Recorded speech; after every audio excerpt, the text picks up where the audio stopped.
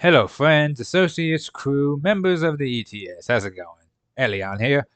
And I figured, you know what? I should tell you guys a story or three because I actually have a lot of different OCs, ironically, that aren't just Sonic characters. I got some with Star Wars, Mass Effect, Dragon Ball Z, like a few fantasy games here and there, wrestling, like so on and so forth, which I'm sure you guys have seen from time to time. But, anyways, I want to talk about two of them, Snow and Ebony. I mean, I have a third one that's a female Majin named Gummy, but I don't use her that often. So, you know. Now, originally, when I first made Snow, he had black hair and purple eyes, and I made him in the first Xenoverse game. And again, when I made him in Xenoverse 2, I eventually switched it to white and red because that is actually a very good color scheme that I really like now. However, I kept thinking like, oh, okay, well, I could probably tweak him a little bit because his hair used to be a lot shorter. Then I started playing Ultimate Tenkaichi again. I ain't played the game in years since I had a PS3. So when I played it again on the Xbox, I started messing around with it. And then I found I like this tribal costume. It looks good on him. And give him the tied back hair look. That's not bad.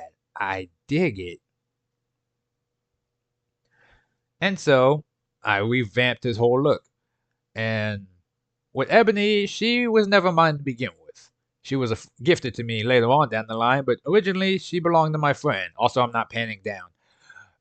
And because my friend back in the day, she is an artist. She used to draw circles and like a few other kinds of people here and there. She even drew a few characters for me.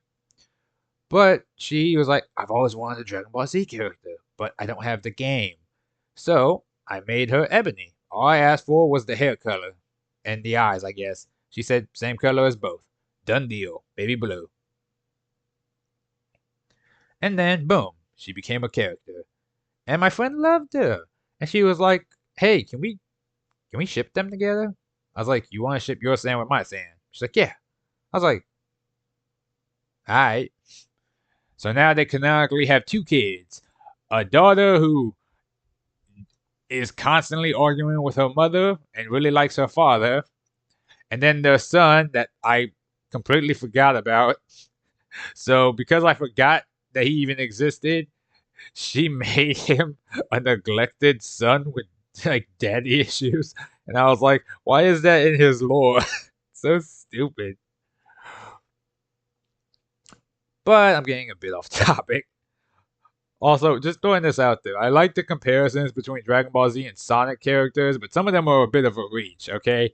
Like, I get the idea of Silver and Trunks, Knuckles and Piccolo, Vegeta and, like, Shadow, Goku and Sonic, Amy and Chi Chi. But then some of them are kind of just like, what? Like, oh, who'd Gohan be? Oh, yeah, that'd be, Tails. But are you sure about that? Are y'all just saying that because they're both children-like characters at the time? Like that I don't see that being a thing. No, like no. Like, have you seen Tails when he's mad? It is not the same thing as Gohan when he's mad. And then like some of them they just kind of throw together after a while. It's like, okay, well, who would be like this person? Oh, like who would be like Majin Buu? Big the cat. It's like, are you just saying that because they're both fat? It's like, no. So originally, how the story went with with Snow at least, and Ebony later down the line was that I always looked at it like Frieza did not get all the Saiyans. He got the majority of them because a lot of them were on the planet at the time. Now, unless Frieza coordinated it to where every Saiyan from all their missions were called in, like a big meeting, like get all the Saiyans together now on the planet. I have an announcement, and then he just blew up the planet, which I don't think is what happened. Then there's some stragglers here and there that left. Think of like Order 66. There's still some Jedi that are hiding afterwards. I think it's the same thing with the Saiyans. They just don't announce themselves because of Frieza. Even though Frieza technically died too, it's like, yeah, well now he's back again. So, yeah. And so how it went was, okay, Snow probably was off wood on a mission, came back later, immediately saw people being hostile and trying to kill him, and then left again. Like, he goes to a healing tank after his mission. They try to, the Freezer Force soldiers try to kill him. He immediately blows up the station and leaves on like a pod and travels away. Ebony and her father, who her father was actually my friend's OC at the time, like, they left when she was younger, so she doesn't have too many memories of playing Vegeta, if at all. They basically go off the grid. They form their own village of with her and like a few other survivors. Now, granted, they can't really make pure-blooded Saiyans anymore because the numbers are too small to repopulate with just them. So they kind of start interbreeding with the locals, making hybrids like Gohan, Goten, and Trunks. And so eventually, like Snow, who just while he's traveling, he lives off the land. He stays off the radar. He's traveling, training, hunting, basically trying to get his strength up. So just so he can survive. He's not necessarily worried about revenge against Frieza. He doesn't really care. Meanwhile, on the other side of the story, Ebony and her father want to rebuild the Saiyan race in a sense and use it to essentially wage war on Frieza and get revenge. Well, most of her father does. Like I said, she doesn't know anyone from back then. So it's the equivalent of like a child sitting in a room full of war vets. She has no clue what's going on, but they all keep talking about the revolution. And so one day they come across Snow, because eventually his pod runs out of fuel and he ends up landing on their planet. And they're cautiously, like, friendly. Like, it's cool to see another Saiyan, but he's not from their village, so they don't trust him. And no, it's not because of his, like, darkened skin or anything like that. They're not racist. They're just like, we know you're a Saiyan, but we don't know you. And so obviously he doesn't care for their laws or any of those people, and he's even like really disrespectful towards her father. She doesn't like that. She gets mad, and because again, how Ebony works is she has a lot of raw hidden power, but it's also tied to her emotions, and she has real big anger issues. So it's very sporadic. However, like they start fighting, Snow's on his own, but then her father steps in, and it's like it becomes a 2-on-1. During that time, because again, I'm loosely basing this off the Xenoverse story, Trunks calls forth a hero to help him save like the timelines.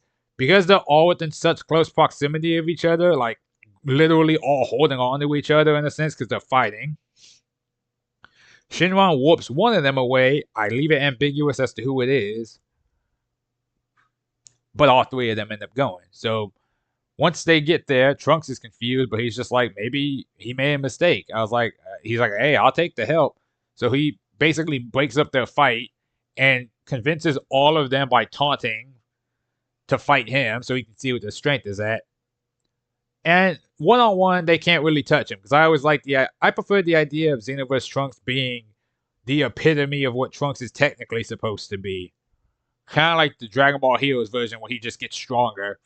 It's like, because again, same thing with Xenoverse Goku and Vegeta, where they're so much stronger than the like story counterparts at this point. Like, it's laughable. Like, he should not be on the same level as his Z version, basically. And also, Xenoverse 1 is best Trunks. Let's keep it up. But like Xenoverse 2, Trunks is trash. Don't give him a cutscene of him fighting Broly and have people switch up like he was always this good. It's like, no, he wasn't. So eventually, like, how it works is, alright, they start fighting, but because Snow was too wounded after his fight with them before Trunks got intervened, he has to take a minute to heal. But because obviously the sensu beans aren't full, like think of like the sensu essence capsule. And because he refuses to eat it, because he doesn't trust any of them, Trunks has to basically break it and crush it into like a bit like a juice of sorts. Like mixing it with some water. He basically makes a watered down version of a sensu bean or like a Sensu Epsis capsule, and makes him drink it. So while he's slowly healing over time, Ebony and her father go to fight Raditz. Once they take care of that, then they start going to fight Nappa and Vegeta. However, because they're pure-blooded Saiyans and they have their tails, when Vegeta does the burst open and mix, it's not just Goku fighting off Vegeta with two like Saiyans running around together. It's like, no, you got three giant apes fighting with Goku running interference. And how this story works is he has the time to build up the Spirit Bomb because while they're not as strong as Vegeta in that sense, because there's two of them and they're both great apes, they can hold their own against them and basically keep fighting. It even gets to the point where Vegeta straight up tries to rip their tails off or bite through them, and they have to like run interference to stop it. So eventually, Yajirobe's not there. So typically Krillin is the one that cuts the tail off. However, during the fight, Goku actually lands the Spirit Bomb. While it doesn't necessarily finish Vegeta, it does hurt him enough to the point where he basically destroys them. Like, he gets his tail cut off, but because he doesn't want to be outclassed, he basically destroys the moon that he crafted, which turns them back to normal, because obviously they would have the advantage on them at that point. Eventually they win, and again, bear in mind, sorry, this story might sound like it's all over the place. I made this shit when I was like younger, okay? So, yeah, bear with me a little bit longer. Then they basically, not too much happens after that. Snow heals up and he wants to fight again, but obviously they tell him not to. And so he basically is being, I guess, he has to, like, the Supreme Kai of Time is basically keeping them from fighting in the time nest. They do train and spar every now and again, but Ebony trains with her father and Snow trains with Trunks. It isn't until they get to Goku's, like, around the Frieza saga, when they see him go Super Saiyan, that a few more issues arise. Because, again, because my friend's OC that he made, my friend was a huge Broly fan. Like, a big Broly fan. He's that kind of Dragon Ball Z fan that thinks Broly can solo anybody because his power is rising, overflowing. No. I always looked at it like Broly has a cap. Broly has a power cap. That's why he has to constantly release energy whenever he powers up. Otherwise, his body will blow up. He's like a walking, unstable... Like, think of like a nuclear reactor. That's basically Broly. He's unstable, dangerous, and a massive ticking bomb. However, like, he was the kind of person that was like, oh yeah, Broly can go Super Saiyan God and Super Saiyan 4. He's strong enough to. He can go Super Saiyan 3. He could beat Beerus. And he could, like, because I'm like, he lost to Super Saiyan Goku. Okay? I don't want to hear it. Oh, that was plot. It's also a movie. Okay? Like, he could be on Cell's level. Sure. Possible. But again, no way of knowing. Because again, power creep is a thing. Power scaling is a thing. Like, Broly would get, like, slapped around by base Goku at the end of the Cell saga, and it's not close. Or maybe Boo saga if you want to give him that much credit. But I'm getting off topic. So, Ebony's father is actually a big believer, like, almost to a religious degree, of the legendary Super Saiyan. Like, what they say as a tale among Saiyans, same thing with Super Saiyan God, he looks at with actual reverence. Like, in his mind, the legendary Super Saiyan will rise up and destroy Frieza. Like, permanently. And then basically, it's the equivalent of, like, Jesus coming down and leading his people, his flock, through the Dark Ages back to a new golden age of glory and whatever. So he thought, okay, Broly is going to basically rise up and become the new King Vegeta and just lead the Saiyans to, like, a new age of, like, he's basically their salvation. That's what he honestly, genuinely believes. Snow, on the other hand, thinks that the idea of Super Saiyan is stupid because he doesn't like the idea of having to rely on transformations to bolster one's own strength that you can do just through natural training and sheer grit. So he doesn't bother trying to learn to transform. Ebony is fascinated with the form, so she wants to learn about it. And at first he thinks Ebony's father, I don't know what he named the character. We're just gonna start calling him Garrett because I'm tired of saying Ebony's daddy.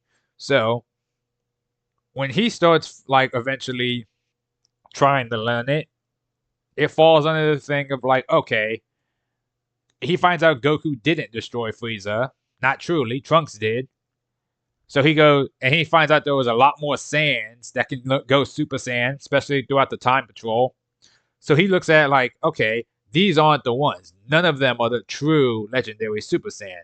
They're like pseudo Super Saiyans. It's a mockery of the actual legendary Super Saiyan, or maybe it's a form of worship, which is why he learns to go Super Saiyan, because he wants to be closer to who he thinks is essentially his god, his Super Saiyan god, the legendary Super Saiyan, which would be Broly. Obviously, Broly is not going to do all that shit, but he doesn't know that. And he even becomes a bit blind to the truth of the idea.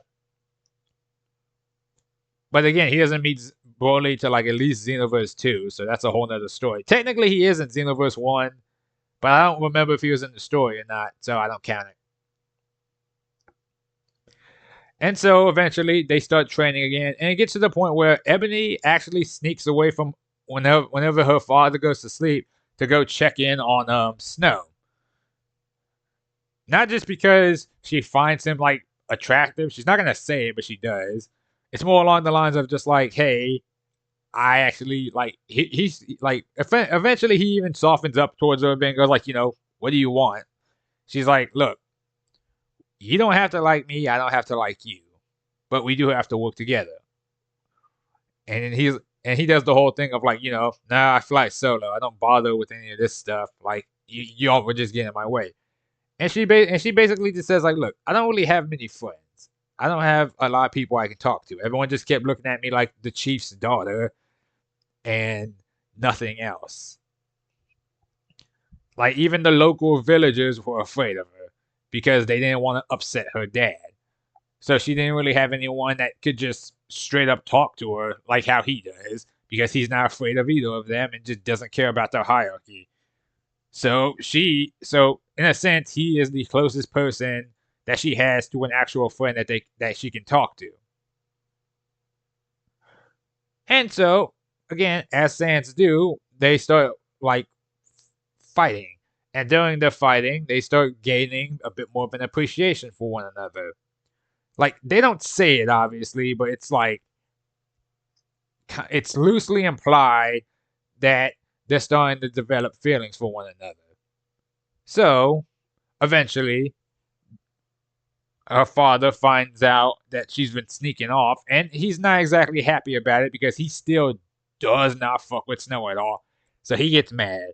And Demigod, who is the main villain of Xenoverse 1, actually takes that into account and uses some of his corrupting energy on her father. And like typically when it happens, you can break them out of it by hitting them hard enough, or as the Supreme Kai of Time once said, deliver a hot smoking blow to their face. I'll never get over that translation. It's so funny. So, kind of like how Xenoverse 1 happens, there's a part where your time patroller gets pulled into a portal and you have to fight off, like, I think it's like Frieza, it's Frieza, Cell, and Boo, but they're like into supervillain variations. So you have to deal with them.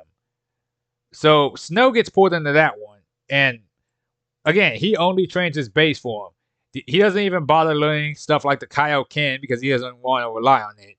That being said, that doesn't mean he's not able to use it. It's just more of the I'd rather die before selling my principles kind of thing. No, I'm not doing that. So he starts struggling, obviously, until Goku shows up and helps. Goku has to do a lot of the heavy lifting, but he also attacks them in order. One-shots Frieza, starts beating Cell's ass, and then eventually they team up to take out Boo. However, when like Ebony gets separated when she sees her father Garrett essentially become his supervillain variation, kind of like how the main character was going to do before Trunks breaks him out of it. So he goes through his own portal. So she immediately jumps in after him, and then the portal closes. So Trunks and the Supreme Kai of Time, Quinoa, I think her name is Quinoa, they have to like essentially pinpoint what point in time she would be at before they can help her. So when Snow eventually comes out, he's tired, he's wounded, he's like, what's going on here? And they tell him what's going on, and so Demigod essentially taunts him and goes like, "Hey, I can take you there right now if you want to, if you think you're up for it. I'll even swap your place with your lady friend."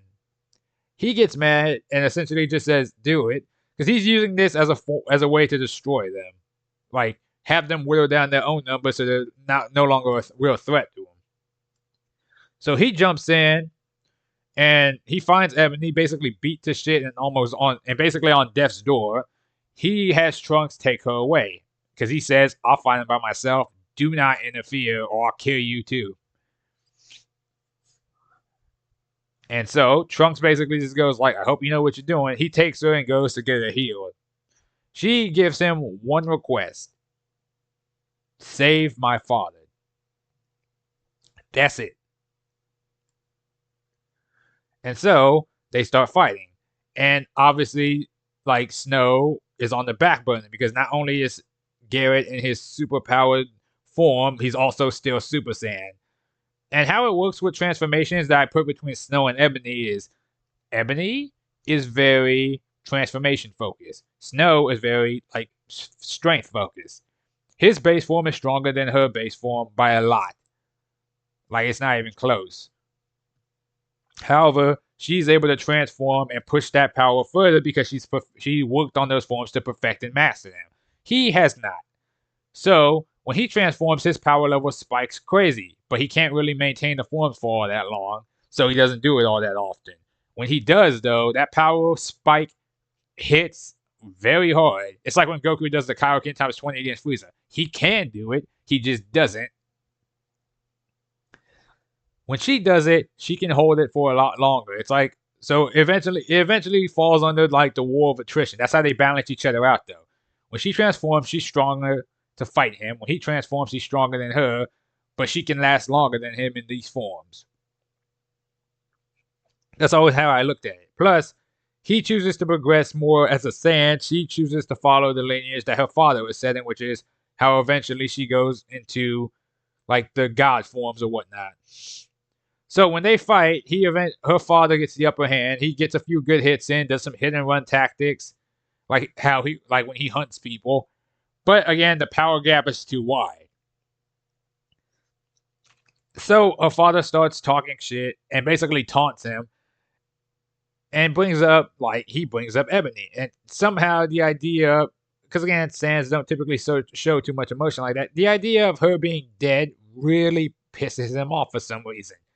He gets mad and it gets up and essentially just rocks his shit with a headbutt. And the hit actually sends him flying back. And it isn't until after the fact that he takes a look at like Snow again and sees his eyes went from red to blue. His hair went from pure white to pure gold. And he is just like really angry. And it takes him a second to realize that he has a new aura, but when he actually sees that his aura is different, he looks at himself in like a nearby like reflection and sees what happened. And he is livid just because he was forced to draw upon such power that he has spent most of his time adamantly rejecting. And so he immediately looks at it in the sense of like, I don't like what I've become now, and I'm gonna take this rage out on you. And then he fights him and gets the upper hand and beats him down and knocks him out of his evil form. And at first he's about to kill him, but then he decides not to because he remembered the promise he made to Ebony.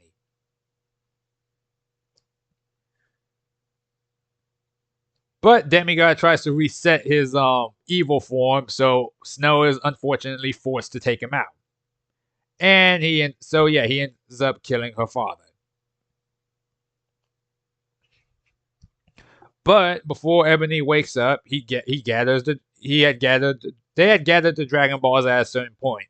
You know, parallel quests and stuff like that off to the side while they're training. So he basically goes to Shinron and says, "Bring back this guy, and when you do, I want him facing that direction." Shinron just being like, that is an easy task, brings him back. Second he does, immediately Snow goes Super Saiyan and cracks him upside the head and knocks him out. Drags him back to, like, where they rest typically, and just puts him in a cot. Doesn't say a word and walks out. So when Ebony walks out later, when she wakes up later, she sees, her father's alive. And that he had kept his promise, technically. So, at that point is when she essentially falls in love with him. He doesn't tell her what happened, necessarily. But obviously, her father Garrett knows. And there's kind of like this unspoken rule between them now where it's like, I respect your strength and everything, but you're not going to do that again. And so eventually, like, Snow and them stop Demigod and eventually they kind of just go their separate ways in a sense. Snow stays behind to help with the Time Patrol, and Ebony gets sent back with her father Garrett to their own time. And you would think that would be where the story ends, but she even said, like, Ebony looks at him and she basically just gets like a bit heartbroken that they're splitting up. But she even says, "Look, the next time you see me, you won't even recognize me. I'm gonna be so much stronger than you. Like, it's gonna be like I'm gonna blow your mind the next time we meet, and we will meet again. You can promise that." And so, when Xenoverse 2 rolls around and there's a lot more forces that they have to deal with, rather than the Time Patroller of the second game being like a rookie, Snow basically tells Trunks is like, "Why don't we bring them back, or more specifically her?"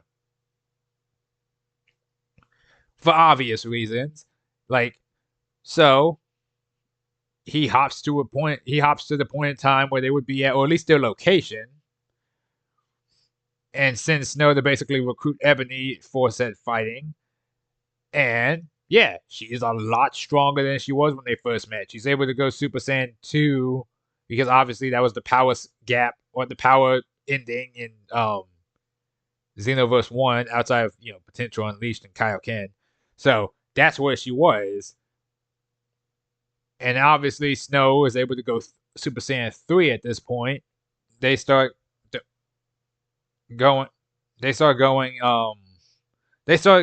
the story of Xenoverse 2, and that's kind of where it ended for a while, solely because my friend kind of just, me and her stopped talking after a while, but she did gift me Ebony as like a parting gift, and I was like, hey, I'll take good care of her. And I get art between them every now and again, so I think it's fun. Plus, I like the idea, too, of Snow having a Super Saiyan 4 form, and then he follows the path of the sand, and then she follows the path of the gods. She's able to go Super Saiyan God, Super Saiyan Blue Evolved. Now, the only question I couldn't really decide on for a while was like, which one of them should get Ultra Instinct? Because technically, that's not a divine form, because technically anyone can learn it to an extent. But then it's also a thing of just like, but where would that fall under the other stuff, like Rose, or who would get the ability to do like Beast? And so it got too confusing. So I was like, okay, Snow would be able to do stuff like Kaioken, Potential Unleashed, and the Super Saiyan variations. Ebony will be able to she could do Super Saiyan transformations too, but she'll be able to do Ultra Instinct, Beast, and God and Blue. Keep it simple. She follows the path of the gods, he follows the path of the Saiyans. have to mention, And I I think know this that is gonna sound stupid, but they have mentors, like people that they typically mess around with and use for like their abilities. Because obviously, your characters can have masters and mentors over the series. So specifically for Snow, he has Turles, Bardock, Piccolo. Like he can learn other people's stuff too, but those are like his go-tos. And then also Krillin. Yes, so he has 4 different mentors he messes with. And then Ebony, on the other hand, has Goku, Vegeta, Gohan, and Android 18. So they use those moves interchangeably. But yeah, I figured like they might as well like have some people that they can pull from because again, I'm sorry, but coming up with brand new attacks and names is not always the easiest thing to do, or at least without making them sound too similar. Like, let's be real. How many new attack can you say with a new variation that just doesn't look like full power energy wave or full power energy blast volley or big bang attack or spirit bomb? It's like I like even if I got like a certain attack, it just be a thing of like, oh, this just looks like this. It's like I'm trying, okay? I'm sorry, but coming up with unique attacks with energy isn't always the easiest thing to do. At least not without looking silly. I'm not trying to turn them into Green Lanterns here.